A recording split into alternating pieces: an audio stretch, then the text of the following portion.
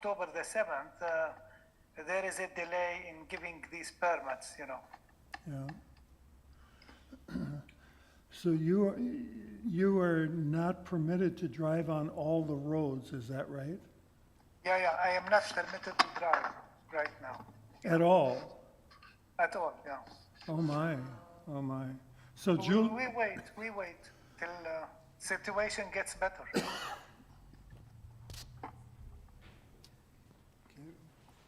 I missed that last part, Sammy. The situation what? Gets better. We hope the situation gets better. Yeah, yeah. Is everyone here? Are we waiting for anybody else? Okay. Okay. Denise, how does this thing work? It's this, something's wrong with this or something's wrong with my ear, either one.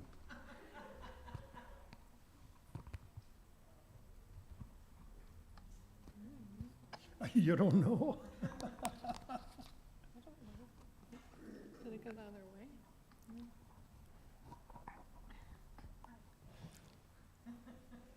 Okay. Okay, just don't do it too close to your mouth, All otherwise right. you'll get every Okay. All right. Well, I'm not sure if you can see there, Sammy, we're a relatively small group, but it's nice because it's conversational. Okay, I want to introduce to you my friend Sammy Abu Ghazala, and he and his family currently reside in Jerusalem. Sammy is married to Juliana. They have 3 children. The oldest is Natalie, and she just got married in April, I believe. Was it April? In May. In May. So she is now married to George. And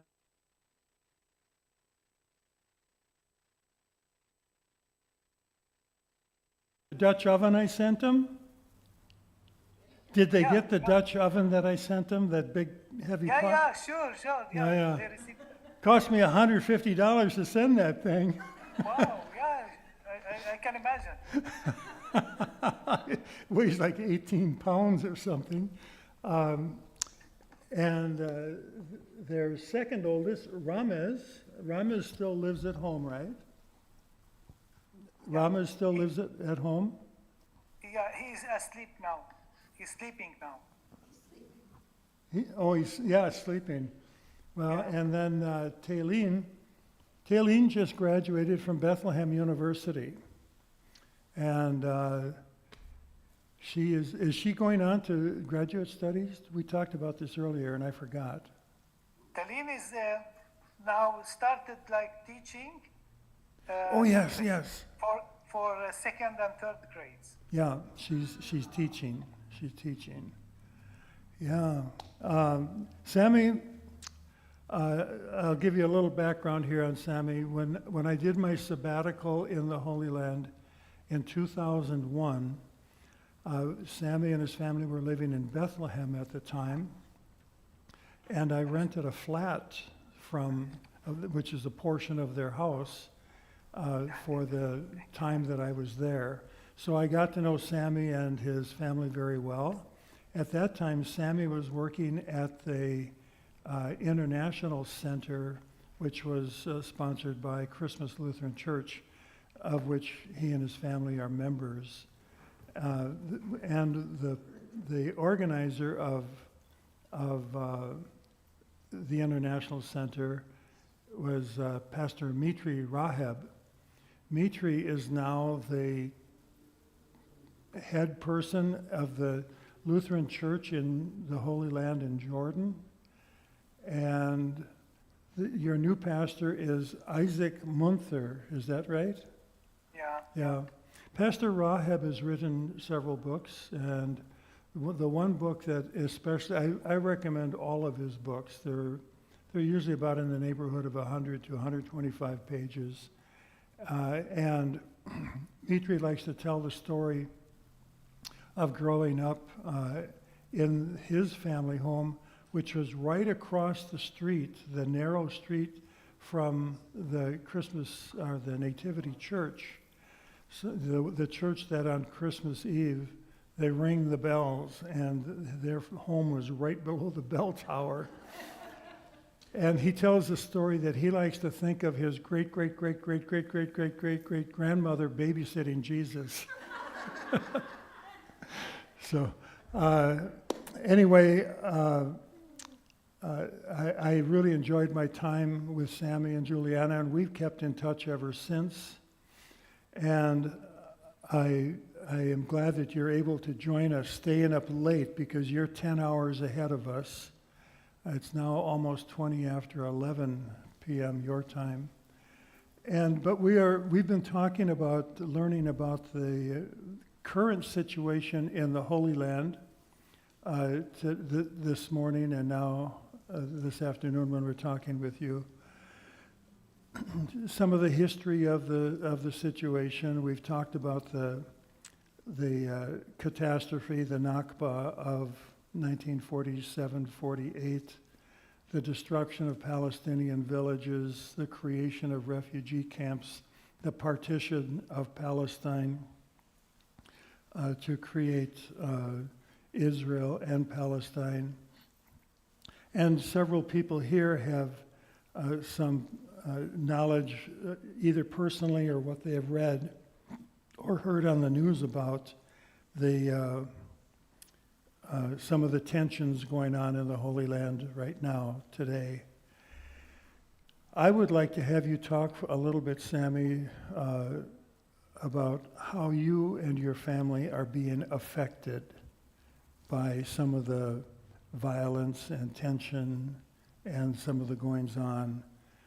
You were telling me this morning when we were making our practice connection on Zoom here that you saw rockets fly over your house, and in your neighborhood you had a portion of a rocket fall on top of a rooftop.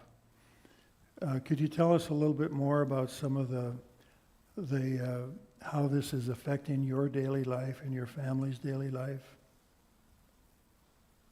Thank you all for inviting me to speak to you. I hope you can hear me well.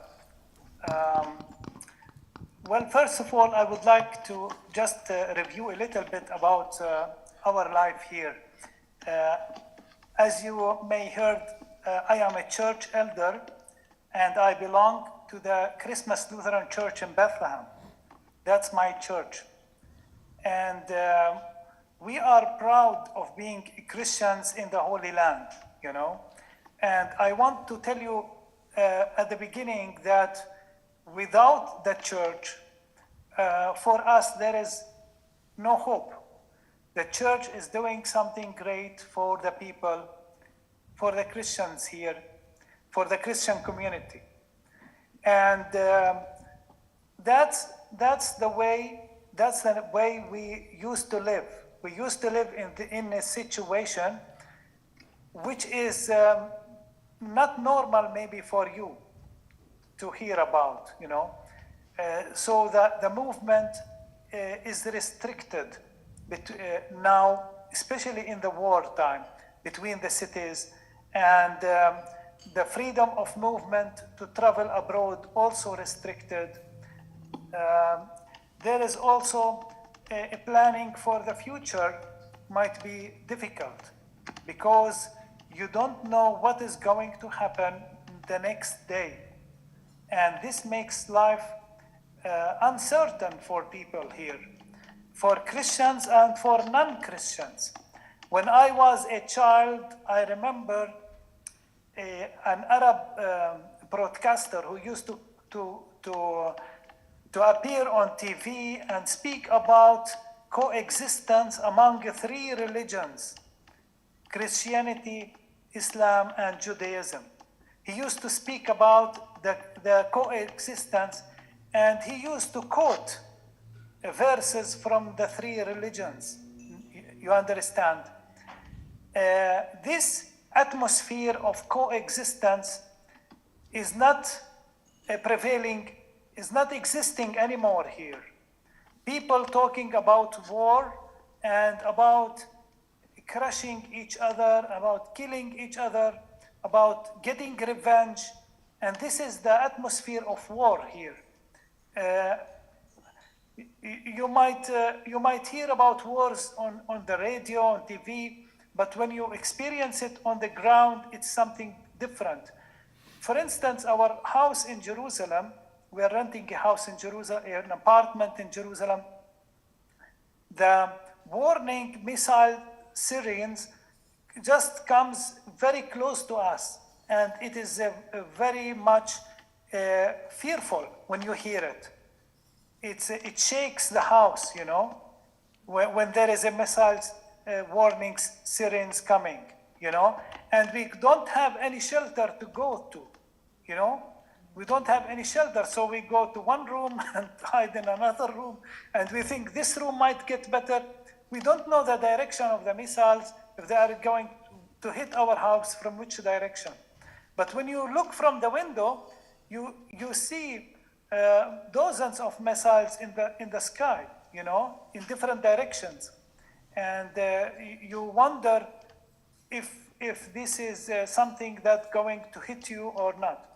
So what I am saying, again, that we as Christians here used to depend on the church in certain matters to facilitate our life, because life is getting harder, you know.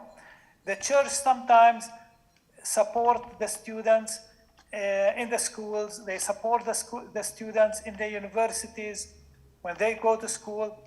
They sometimes offer scholarships, but nowadays, people like in Bethlehem, they lost jobs, you know, they lost their jobs. And you see many people staying without jobs because no more job permits, going to Jerusalem no more. And in the West Bank, there is not much work, you know. And this affects the life of many people. It makes the economy very, very weak. And people do not have cash in their hands to buy the necessary things.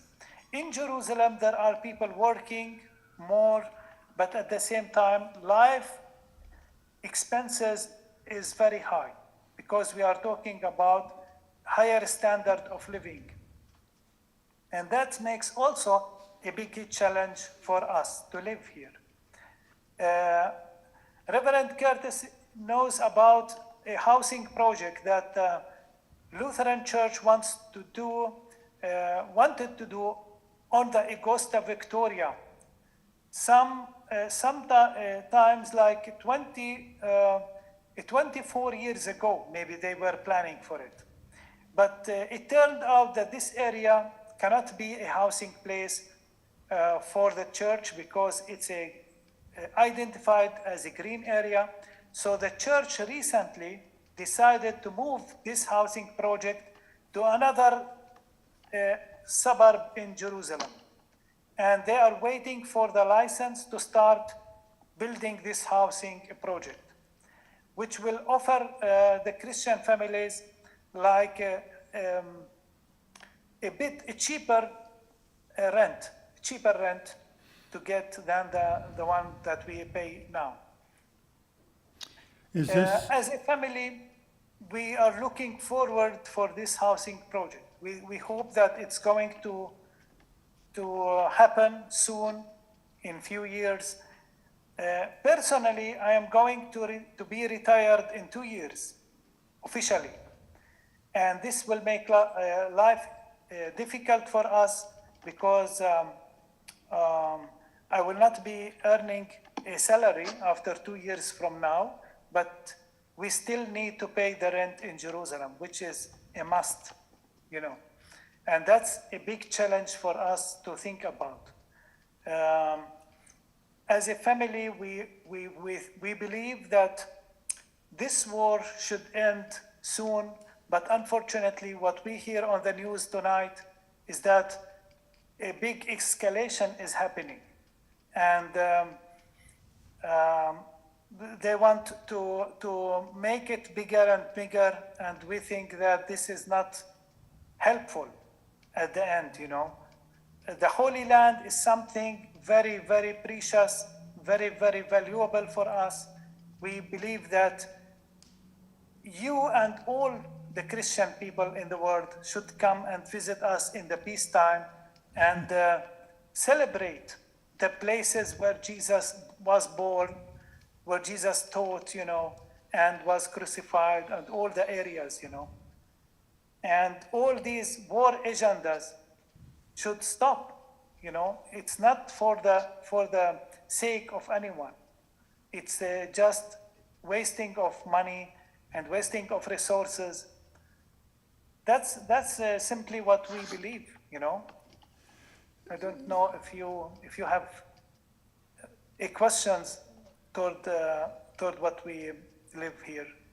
Did I hear you correctly, Sammy? You said that the housing project that I have heard about on the Mount of Olives near Augusta Victoria Hospital is no longer viable? You can't get the permits? Yes, has been canceled and moved, and the idea was moved to another place in Jerusalem, in another neighborhood called Beit Hanina.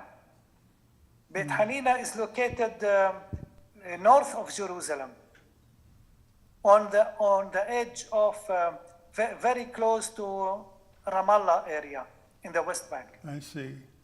Yeah.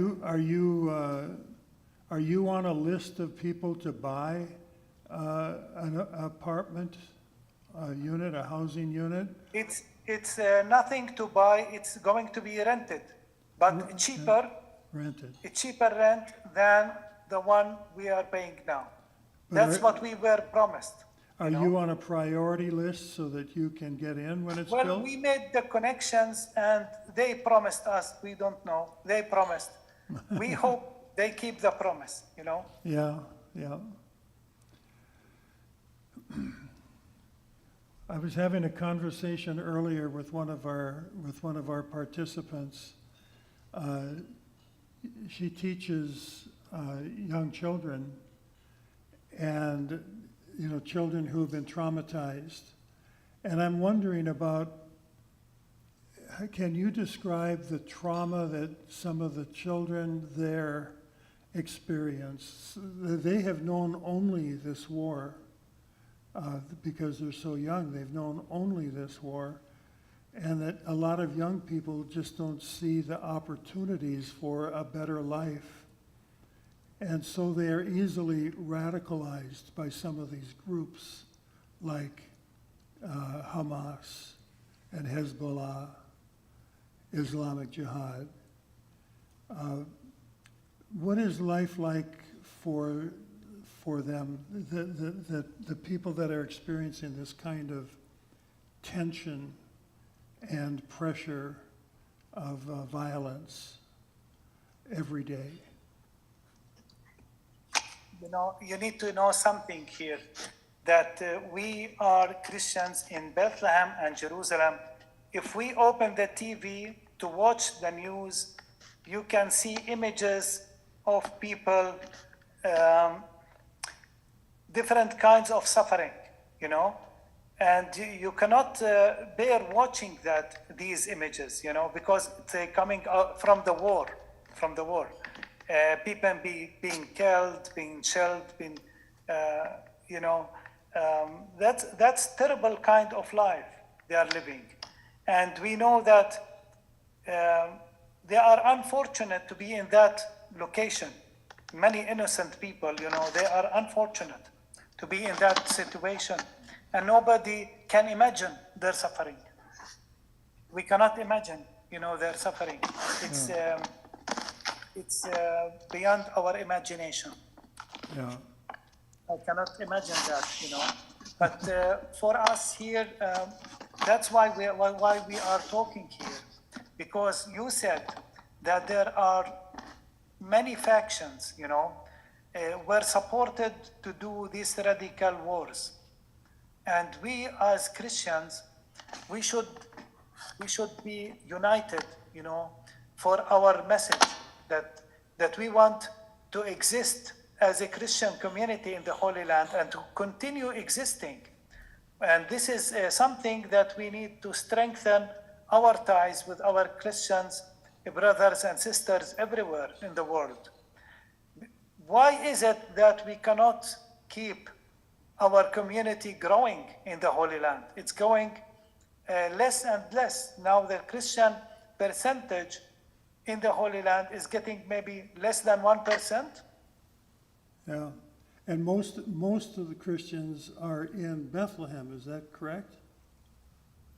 The Christian percentage in Bethlehem area is higher than other areas, we can say. Yeah. There are Christians still living in different parts of the Holy Land, but the percentage in Bethlehem is higher, I'm sure, in its neighborhood. Yeah. How can our church here be a strength to and a help to Palestinians in this current situation, especially? You know something?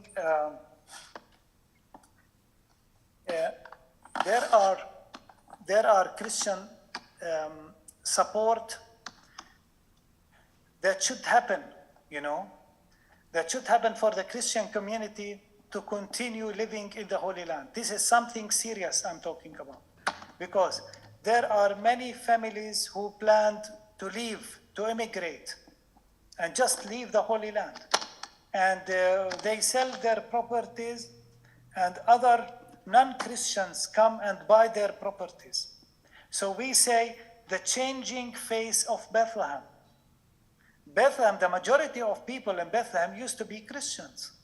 And now if you walk in Bethlehem, I don't want to tell you just walk in Bethlehem. Don't walk in Bethlehem. Just go to the Nativity Church. You know, you heard about the Nativity Church, I'm sure. The Nativity Square. Go to the Nativity Square, you see just young Muslim men walking in the Nativity Square. What they are doing? They come from the nearby villages and they just sit there doing nothing all the day. Just sit there doing nothing. This atmosphere is not comfortable for Christian families. They want to come and be dressed and go to the church, and facing all these young men sitting on the floor, doing nothing on the ground. And they just looking at us as we are aliens. Our Christian presence here has a challenge. Because every opportunity is available for us to immigrate. You see families immigrate. They just sell their properties and other non-Christians come and buy them and go abroad. And you walk in the streets of Bethlehem, you see that these properties used to be for Christians and now it's not anymore. And now I'm telling you, the Christian churches in the United States can support the Christian communities to build housing projects for young couples or young families, so that they can afford living in these areas, because no more lands are available to buy. No more lands. And people do not have the money to buy. The price is getting higher and higher, you know. And the Christians do not have money to buy in Jerusalem or even in Bethlehem. It's getting very, very, very hard. The apartment in Jerusalem cost more than $500,000 US dollars. $550,000 for 100 meters in Jerusalem. That was a price, and there are apartments that cost more than that.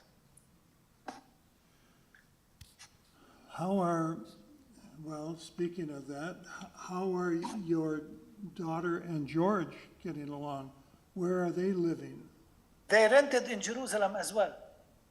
In Jerusalem where? They rented in Jerusalem as well. For us as a family, we signed up, or we signed for a housing project that is happening in Jerusalem, you know? And that happened like what we call it 8 years ago. Till now, there is nothing on the ground. It's just on papers. You know, we signed for a housing project in Jerusalem, but nothing on the ground. We have a court happening this month, to decide whether this housing project is going to be, to continue, or I'm not sure what is going to happen. What's all involved in building? I know that you need to get building permits from Israel. Is that correct? Yeah, for the municipality in Jerusalem, there is a long process to get a building license. There is a long process for that. And it's like waiting and waiting. It needs like 15 years sometimes, or normally, to get the license permit. What happens if you build without a permit? Well, any construction without a license is subject to be demolished. So the authorities can come anytime and demolish the construction, saying that you don't have a license, you know? So you need a license to be on the safe side. Yeah. I just want to pause here a little bit, Sammy, and ask if anybody here has a question they want to direct to you, okay? Okay. Anybody here have a question, or should we just continue talking with Sammy? Oh, we've got a question, Janie. Oh, bringing the microphone over to her.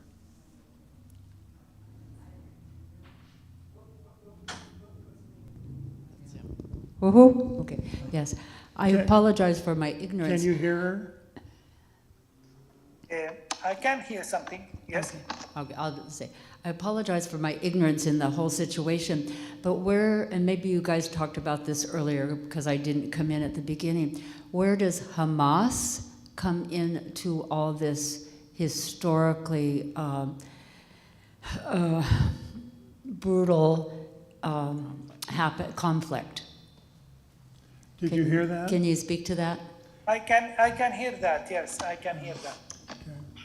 Let me just tell you something from my life, what I know. Okay. When I was a child, my father told me that in the 70s, back in the 70s, that Women, Muslim women, used not to wear something on their heads to cover their heads. They didn't use to cover their heads. But since the Khomeini came in the 70s, Muslim women were encouraged to cover their heads. When I studied at Bethlehem universities back in the 80s, we didn't have any female covering their heads. You can imagine? There was only one girl covered her head because she came from Gaza. And this made a big chaos in the university. How comes that a girl covers her head? Nowadays, if you go to Bethlehem University, you see like more than 70-80% of the females covering their heads. So the idea, what I'm telling you, that the idea of the Islamic fundamentalism is growing in the region, not only in the Holy Land, but also in nearby countries. It's growing in all the regions, in all the Middle East, in Jordan, Syria, in the West Bank, in Iraq, everywhere. This Islamic fundamentalism is growing. And unfortunately, there are people who taught them something which is not written in their religion to do. Like when ISIS came and they started cutting the heads of Christians. This thing they learned not from their Quran. It's not written in the Quran to kill the Christians. It's not written, but they believed in it. And they started cutting the heads of Christians and following them and taking their properties. So the dangerous thing here is how you teach religion, how you teach Islam. There are many good things in Islam. If they focus on that, we will not have a problem. But if they teach them wrongly, wrong ideas about their religion, we will be having a big clash with them, you know? It's written in the Quran itself that they should respect the people of the Bible. It's written there in the Quran. But when they taught ISIS, they didn't mention that. They told them it is right to kill the Christians, it's right to take their properties, it is right to kidnap their women, and so on and so forth. So the dangerous thing, Islam, radicalism is an idea. You cannot just, fight against it easily because this is deep-rooted in their mentality. And when we open a Christian school in Bethlehem, the majority of the students are Muslims. They come to the school, the Christian school, and we teach them there how coexistence work, you know? And the same thing in our university, where I work now. I work at Dar al-Kalama University in Bethlehem. The majority of the students are Muslims. But again, we teach them respect for the other. And this is something they get it from us. If we don't teach them there, they will grow like ISIS to kill the Christians and, become very radical. Sami, is Hamas a government group, a militant group, religious group? What is their power? Well, they are very powerful in Gaza. In Gaza, yes. Yeah, because they become like a government in Gaza. Not only a radical group, but they became like the majority. And believe it or not, I want to tell you something. In Egypt, the president who won the election was a Muslim Brotherhood. No. No. Not the current one. Not the current one. But I'm talking about the Sisi. I'm sorry, about the one who preceded the current one. He was from the Muslim Brotherhood. And in Gaza, if you want to do elections now, we don't be surprised if Hamas won the elections. We don't be surprised. Because the majority of the people belong to this radical movement. Is that also true of Hezbollah in Lebanon? In Lebanon, there are different what we call them, factions, congregations. And these congregations or factions or religious communities, they have military groups, And Hezbollah was not the only a Christian community, not only the religious community that has a military group in Lebanon. So in Lebanon, it's not only the government has a military power, but also the parties. The different parties have military groups. But unfortunately, Hezbollah got the majority, or got a bigger faction there, you know, Okay. which made life difficult in Lebanon. Other questions? Okay, Carolyn?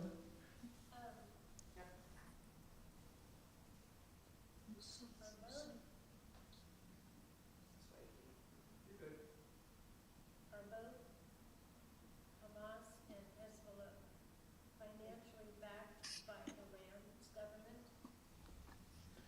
Can you hear that? I can't hear it very well. She was asking if Hamas and Hezbollah are backed by Iran.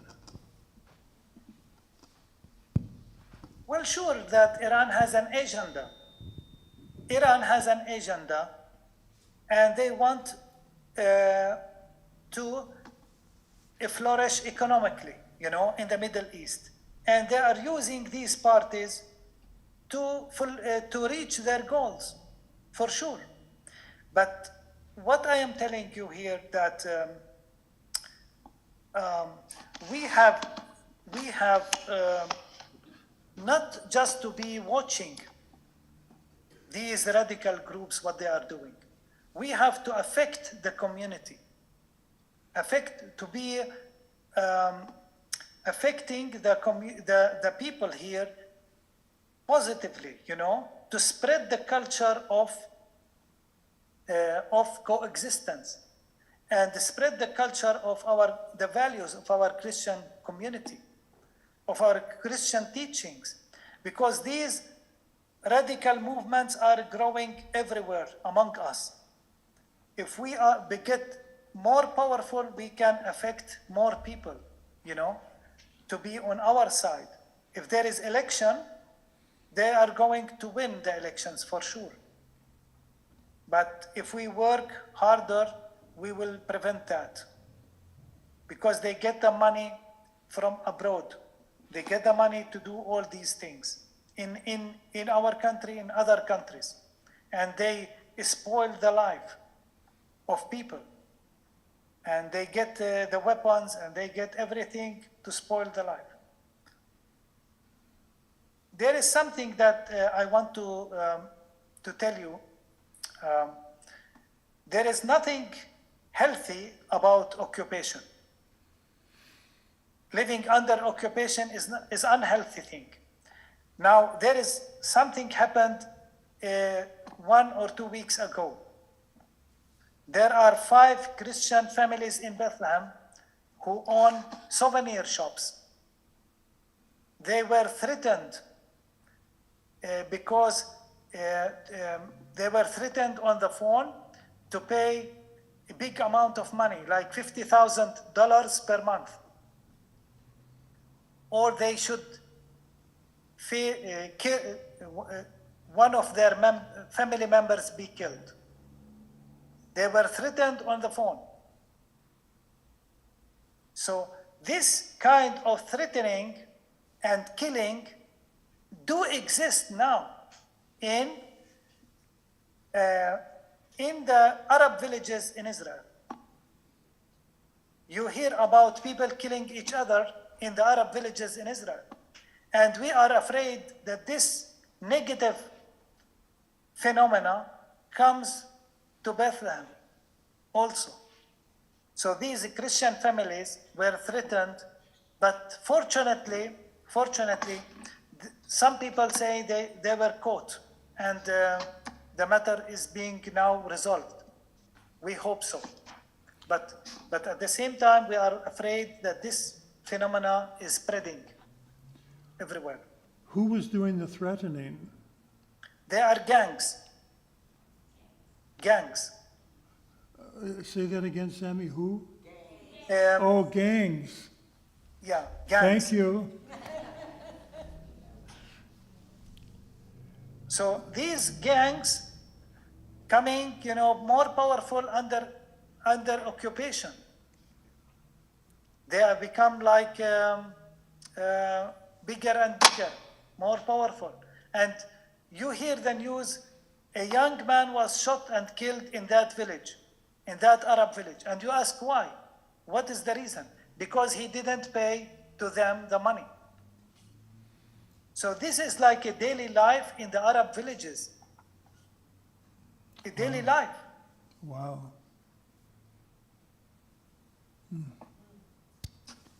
I'm sorry to tell you that, but Yeah, for the sorry radical to hear movements, it. but for the radical movements, they are growing everywhere because they find the money, they find the support, and they are making majority. But for us, we are fighting on a different level. We are fighting on education. Where I work, I belong to this education side. We have another question back here, Jeannie, and then, where are the gangs from? From the same Arab villages. The Arab villages?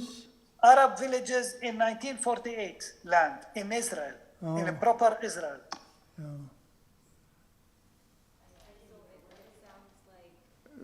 Turn it on.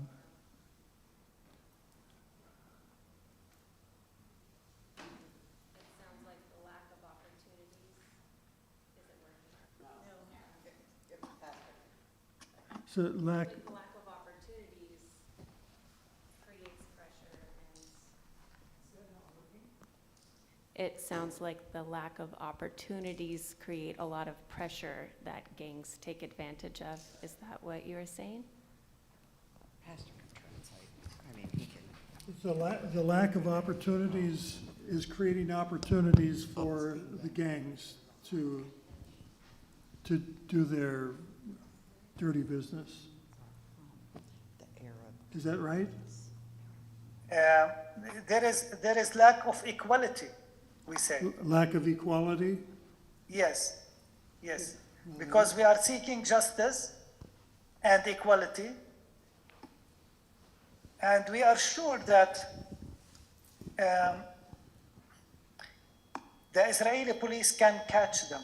We are sure about that, but they don't want to do that because they exist in the Arab villages, you know, Yeah. and so the villagers are killing each other, and that's what is happening.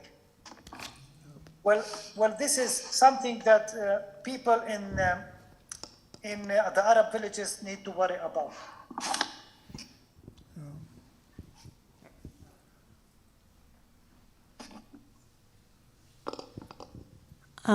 Thank you for speaking with us. I appreciate that you're trying to educate people and do the coexistence thing. What kind of programs do you have, and is there a way we can support that?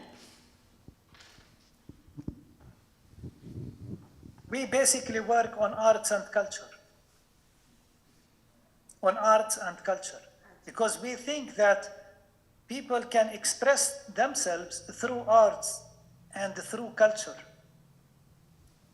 When I was a student at Bethlehem University, I remember that an Islamic group threatened to attack a dancing group because that dancing group, young males and females catching each other's hands, you know? Catching each other's hands. So when you reach about arts and culture, there is a freedom of expression. A freedom of expression, and you have the space to express yourself in a safe environment and in a creative way. But if you are threatened from your religious background to do so, you will not be able to exist in this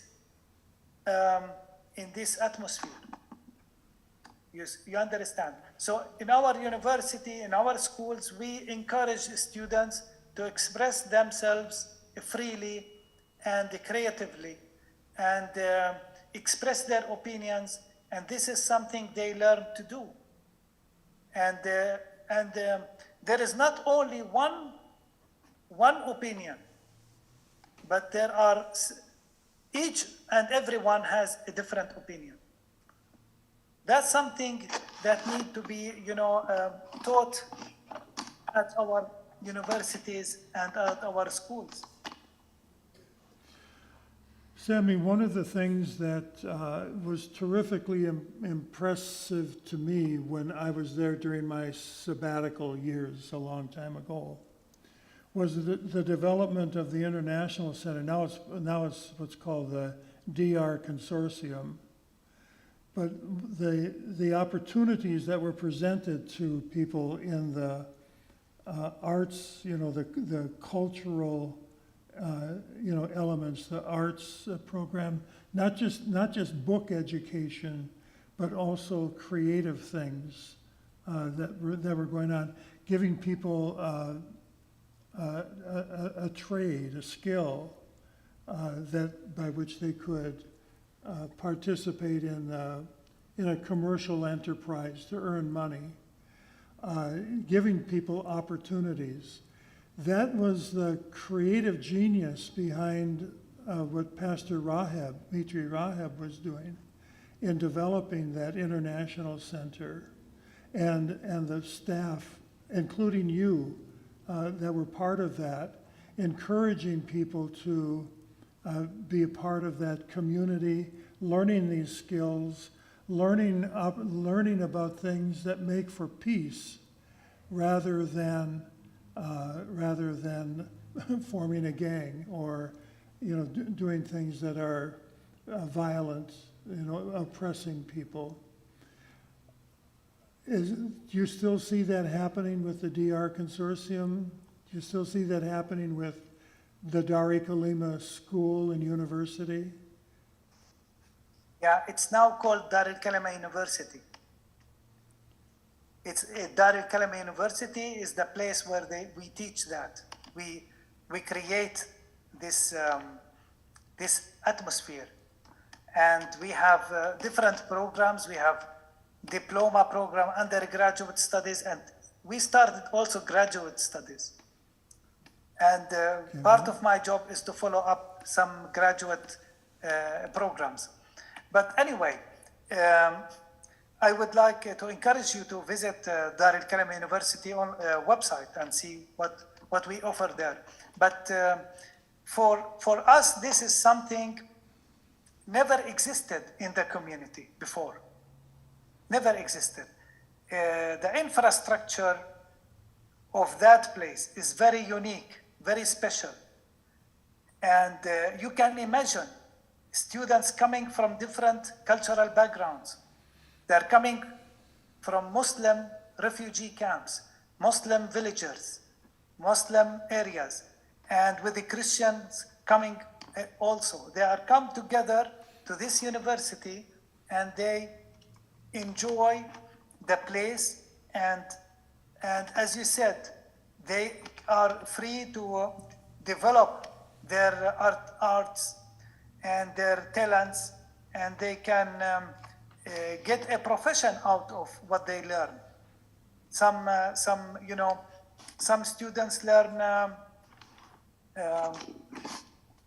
to be a chef, to become a chef, cooking, and some students learn to be interior design, graphic design.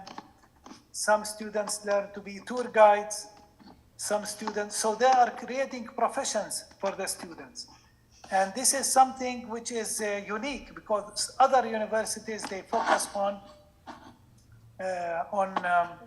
literature and other subjects that become like very popular. But there is a high percentage of unemployment in these programs for them. But in our university, we try to meet the market needs and see what the students can learn and get jobs at the end of the day. Sarah, you were talking earlier about lack of opportunities, creating a lot of this unrest. One of the things that is involved in the DR Consortium, or was the International Center earlier, was not only schools and trade centers, but also a health and wellness center, because the community, experiencing the Intifada and the dangers involved with that, needed a place to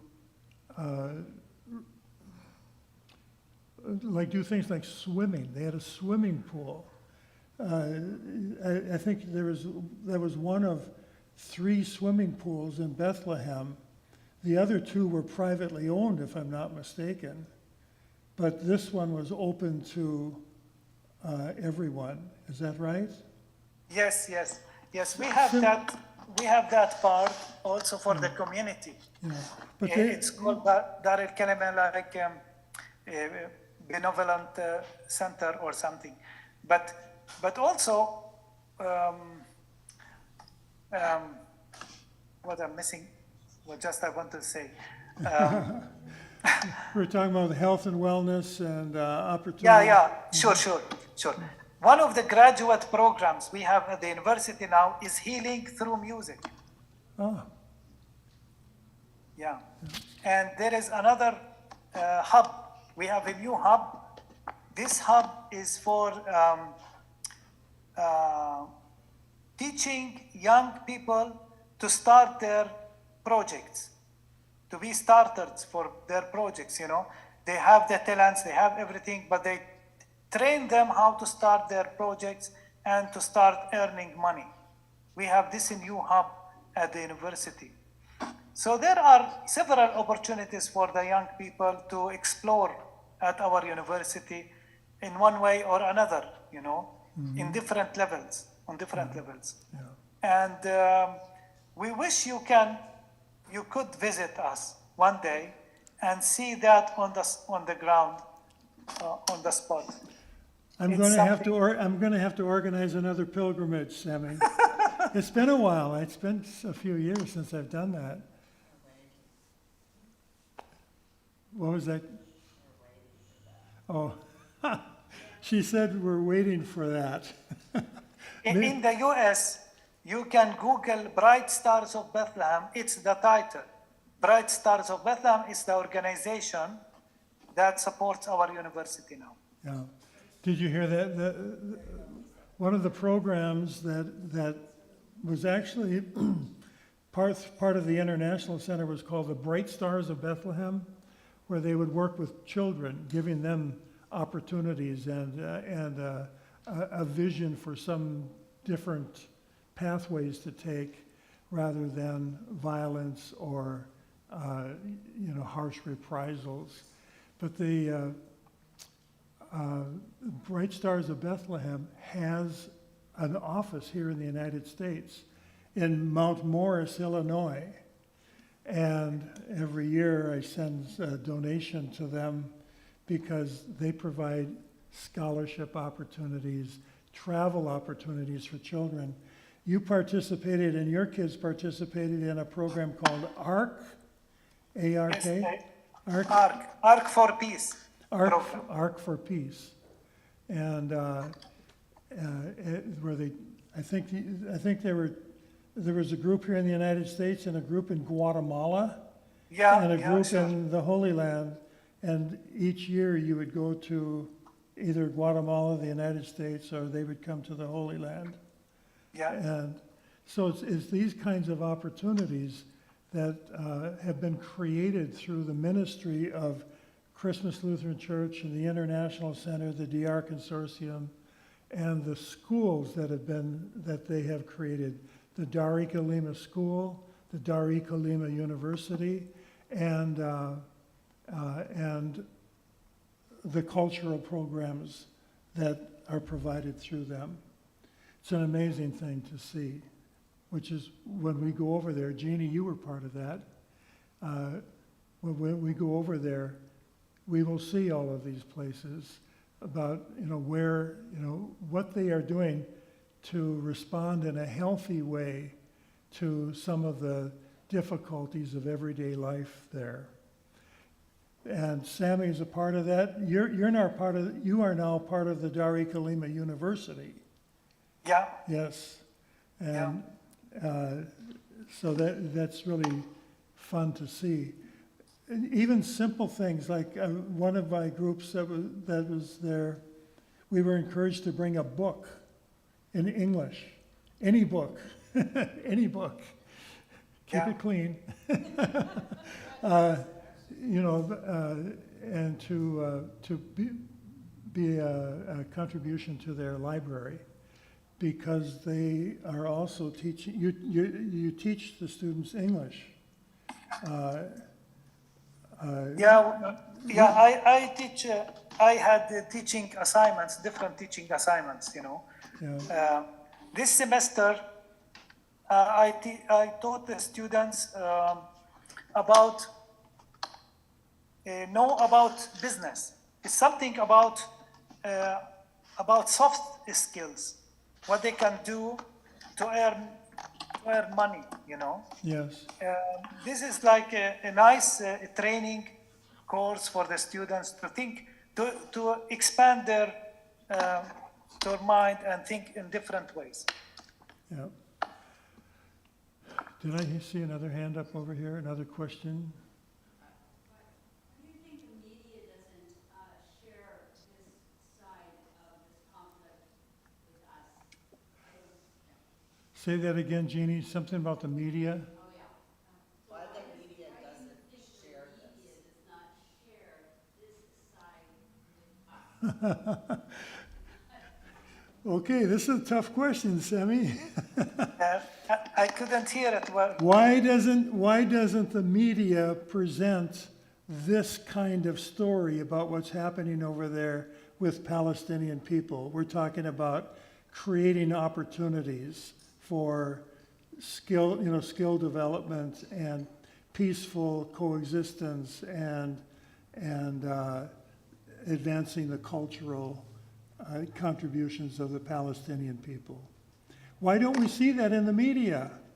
Why The do we media is directed. Why do we see only bombs and rockets and all the unhealthy stuff? It seems that the media is creating the history, The media people are writing the history for us. They are saying that this is the life we have. But we have other things to worry about, to work on. But the media don't like to focus on them, as you said, they hide these things. And they hide that there is an opportunity to coexistence. They hide that. And believe me, we as Christians, we can be very enjoy life coexisting with Muslims and Jews. This is something you can imagine about. The differences, are there, but we can learn from each other. Now, but the media again doesn't focus on the positive aspects of life. They are directed in a certain way. I don't know, but.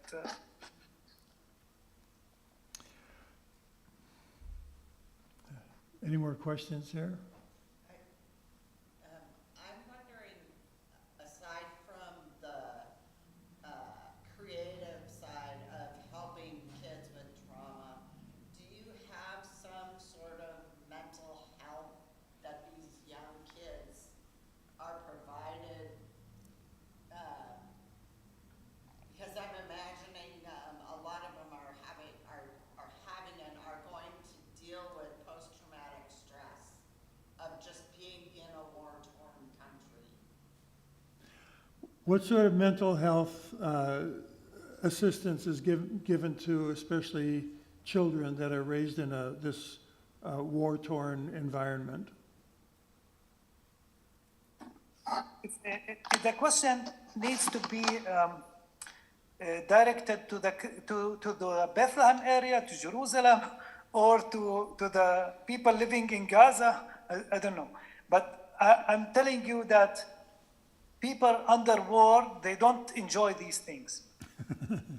But in Bethlehem, We used to have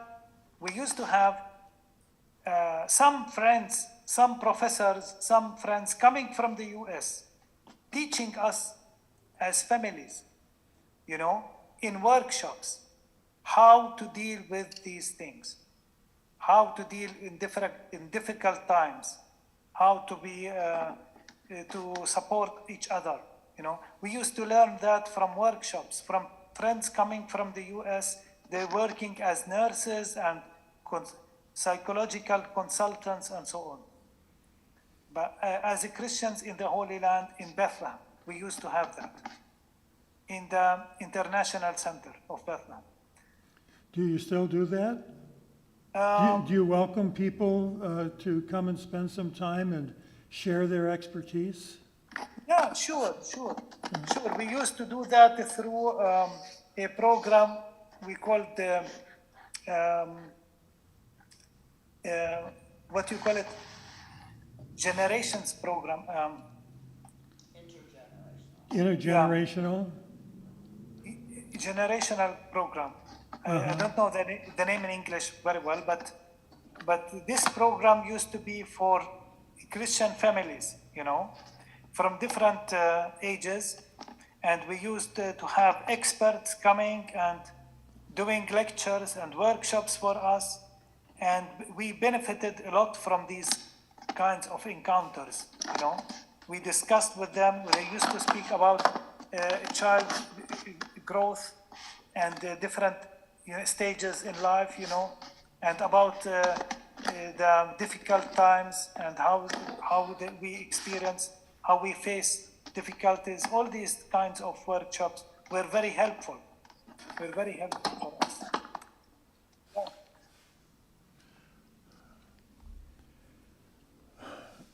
I'll tell a story about your dad, about your father. Go ahead. Fahad.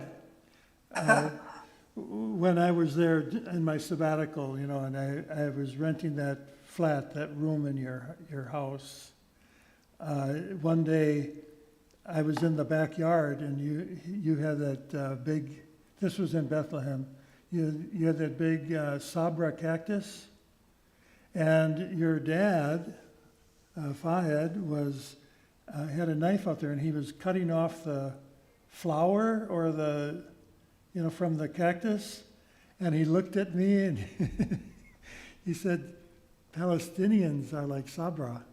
He said, tough on the outside, sweet on the inside.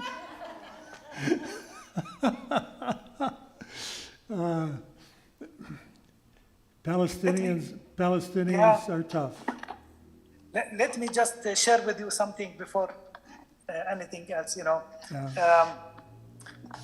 As you know that we are living in Bethlehem and Jerusalem and the Holy Land, believe me, I participated in a trip to Guatemala.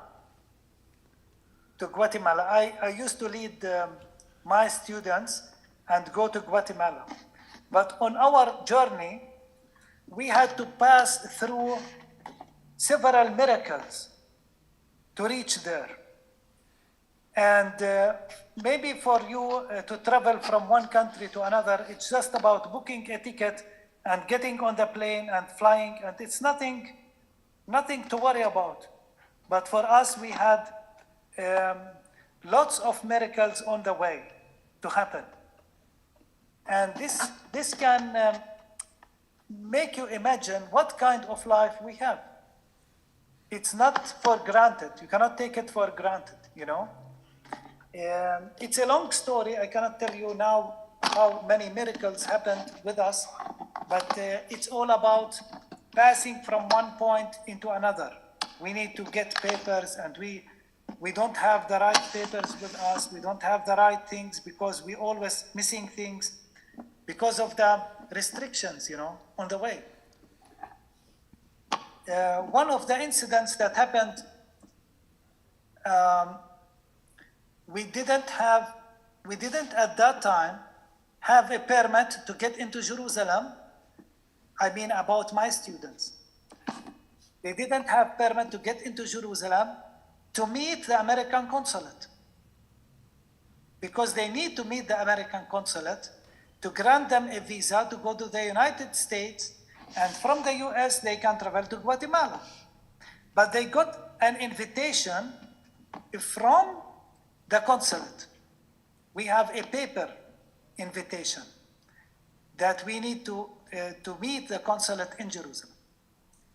But there is, a checkpoint, and we need to pass the checkpoint to reach the consulate. So in the morning, I went to the checkpoint and I asked the soldier, do I pass if I have this invitation? He said, yes, pass. I told him, if I bring my students, do they pass? He said, I don't know. You bring the students and then we see. So I called the school and I told them, the students come to the checkpoint because we want to meet the consulate. We went to the checkpoint, and on their way, they were stopped by security. And they told them, go home. There is no way from here. And one of our international friends was there, and he intervened, and we were able to pass through to the checkpoint. And the same soldier, when he saw the invitation, he said, go home. You don't have to pass from here. But then he was joking, apparently, and he let us enter into Jerusalem. When we entered into Jerusalem, the Israeli police caught us, and the students didn't have the permits. I called the consulate, and the consulate people told me, don't be afraid, you are in Jerusalem now, we are responsible on you. So we got into the interview, and everything was okay. Now, when we wanted to get the Guatemala visa, the ambassador came to Bethlehem to give us the visa because we couldn't go there to Tel Aviv.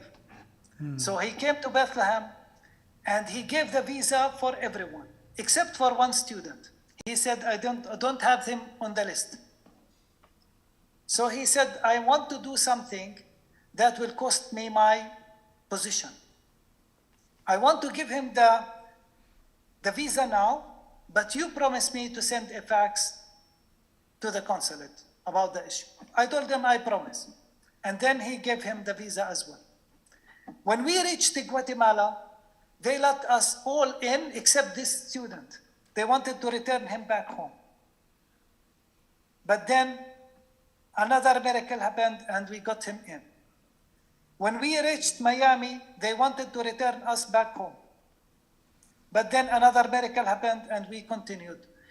I can't, this is a long story. I cannot, I'm just picking some examples on the way. And there are more on that trip that happened.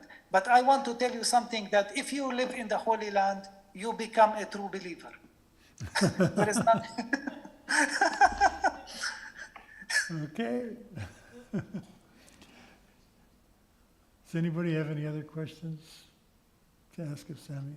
Sammy, I know it's really late for you. We really appreciate you staying up and talking with us. This is really nice. Thank you.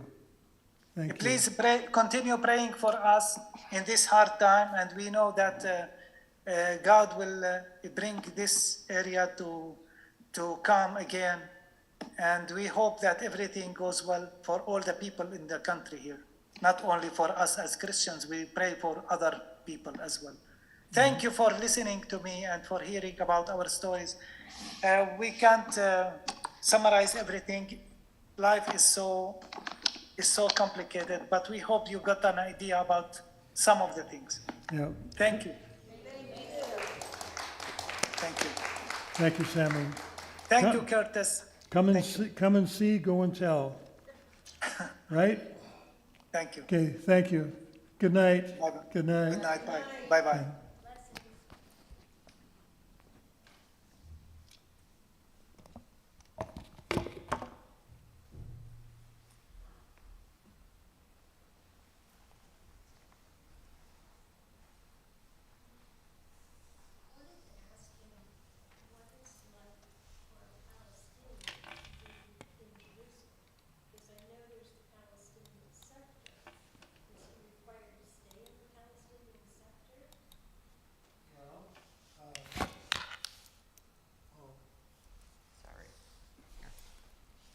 If you have permits, you're welcome to go.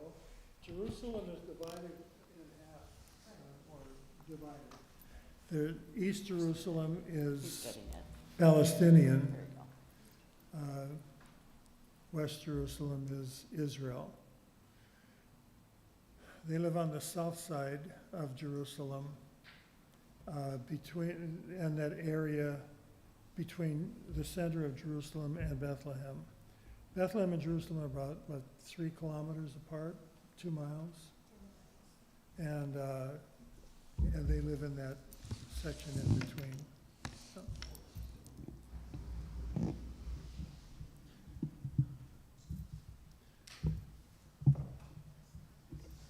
Kind of running out of things to share with you, but I got lots of stories if you want to hear the stories.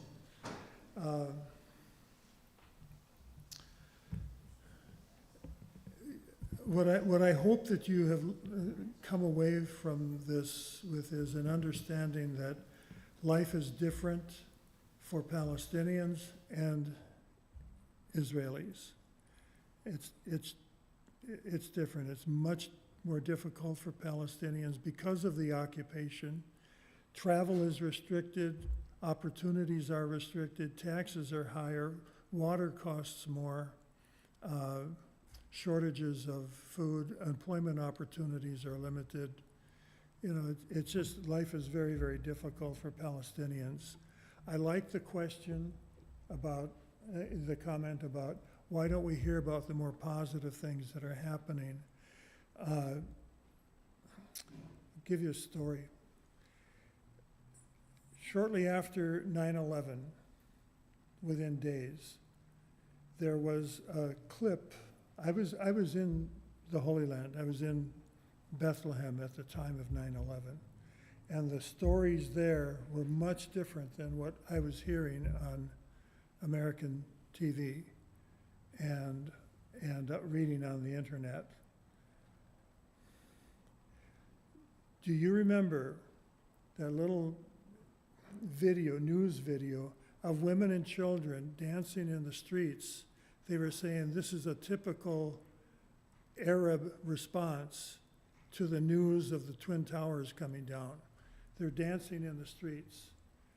And it presents a very negative picture of Palestinians. What they didn't tell you is this, that the news reporter that was creating that story gave them candy to dance. And they said that's the typical Arab response to the Twin Towers, which was not at all the response that I was receiving over there as an American. Here's a story.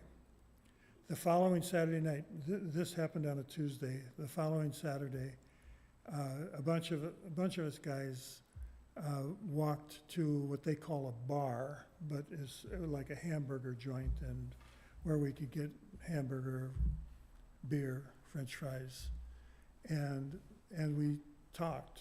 I was the only American in the group. We were talking about all kinds of topics, but especially what had happened in the United States. The way they handle the bar, the bill, at the end of the night, you go up to the cash register and the owner of the little shop, you tell them what you had. I had a hamburger, I had 2 beers. And then they tell you, how much you owe. And everybody went up, they paid their bill. I stepped up, I said, I had a hamburger and 2 beers. And he said, tonight, the American does not pay. That was a much more typical response. There was a lot of outpouring of love and sympathy for the United States throughout the Holy Land, throughout the Middle East. And we blew it.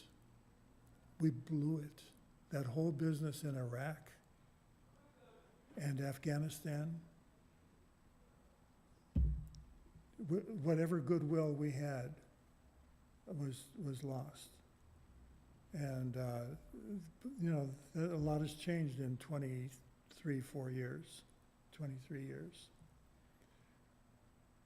So, anyway, there's,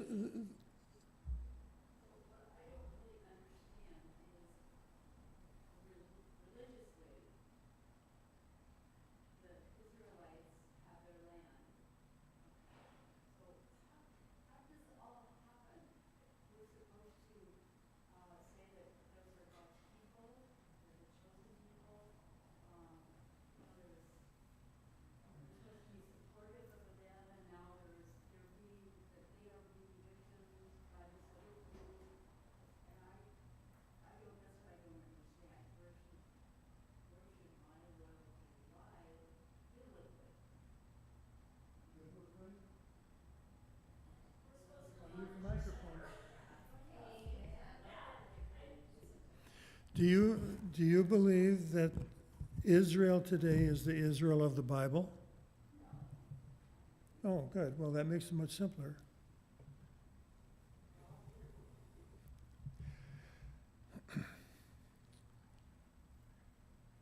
I'm going to use very prejudicial language. If a stalwart Jew heard, oh, now he turns the volume up. If a radical Jew heard me say what I'm about to say, he would call me an anti-Semite, and I'm not an anti-Semite. I am pro-truth. Israel uses whatever resources are available to them.